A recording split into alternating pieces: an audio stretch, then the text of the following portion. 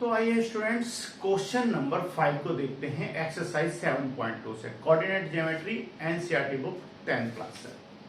तो यहां पर देखिए क्वेश्चन क्या कह रहा है हमसे, वह अनुपात ज्ञात कीजिए जिसमें बिंदु ए 1 और -5 और बी -4 और 5 को मिलाने वाले रेखाखंड एक्स अक्ष से विभाजित होता है। ध्यान दीजिएगा, एक्स अक्ष से विभाजित होता है। इस विभाजन बिंदु के निर्देशांक भी हमें ज्ञात करने हैं।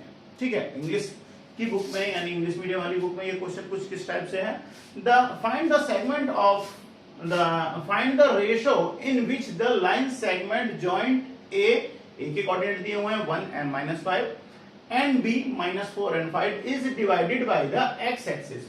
Also find the coordinate of the point of the division.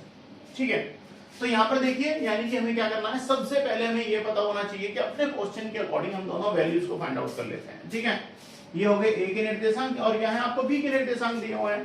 तो आपके ए के कोऑर्डिनेट्स क्या गिवन है, ए के कोऑर्डिनेट्स आपके पास में 1 और -5 और बी के कोऑर्डिनेट्स क्या दिए हुए हैं, बी के कोऑर्डिनेट्स आपके पास में -4 और 5। तो यहां से ध्यान दीजिए x1 की वैल्यू हो जाएगी y1 और ये क्या हो जाएगा x2 y2। ठीक है, कुछ इस टाइप से हो जाएंगे।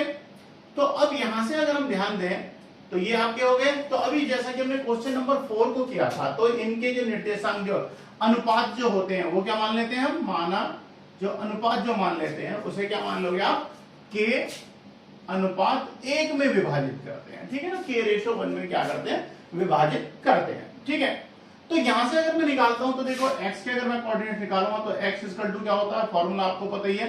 फॉर्मूला क्या बनेगा, m2 x1 प्लस क्या होता है m1 x2 upon m1 plus m2।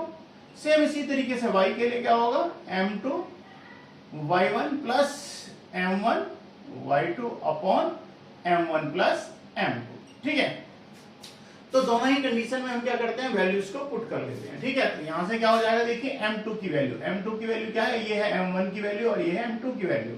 तो m2 की वैल्यू अगर मैं तो 1 इंटू x1 की वैल्यू क्या है 1 प्लस m1 यानी k और फिर इंटू x2 की वैल्यू क्या है -4 और प्लस m1 प्लस m2 यानी k प्लस 1। ठीक है, सेम y के लिए अगर कोऑर्डिनेट निकालेंगे तो m2 की वैल्यू यानी m2 की वैल्यू क्या है आपके पास, m2 की वैल्यू क्या है 1, तो यानी 1 इंटू y1 की वैल्यू क्या है -5 और प्लस m1 यानी k इंटू y2 की वैल्यू क्या है 5 और m1 प्लस m2। ठीक है, तो ये तो आ गए आपके इनके कोऑर्डिनेट्स।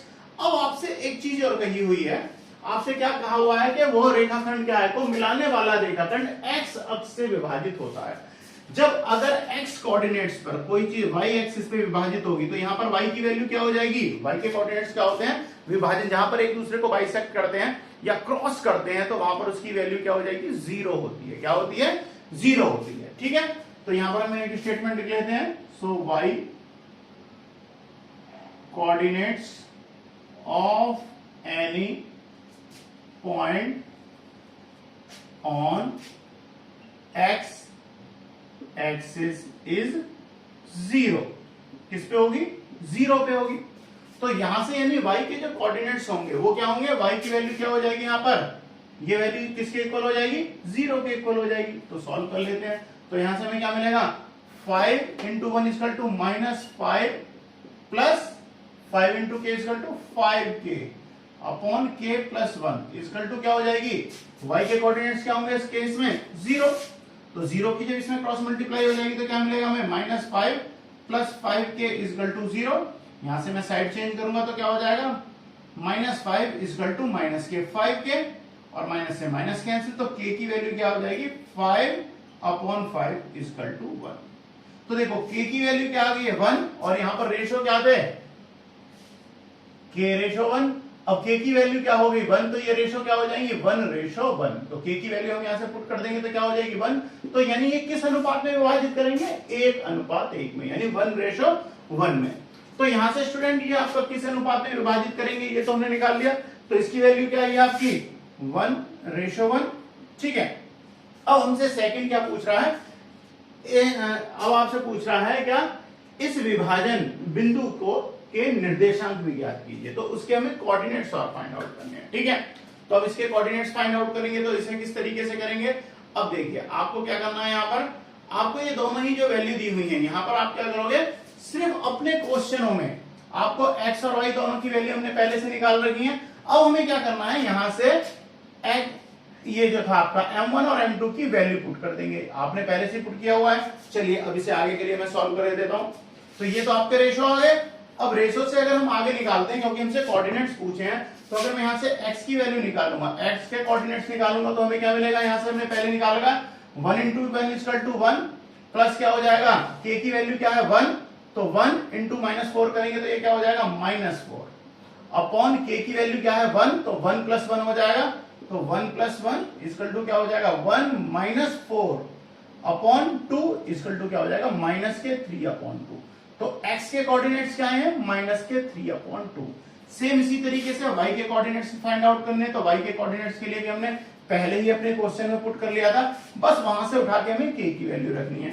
तो देखिए 1 × -5 और प्लस k की वैल्यू क्या है 1 × 5 अपॉन 1 + 1, क्योंकि k + 1 है, तो k की वैल्यू क्या है 1 आई थी, तो हमने 1 पुट कर दी। अब देखिए हमें यहां से क्या मिला -5 और +5 अपॉन 1 + 1 क्या हो जाएगा 2, 5 में से 5 गए तो क्या बचे आपको 0/2 0।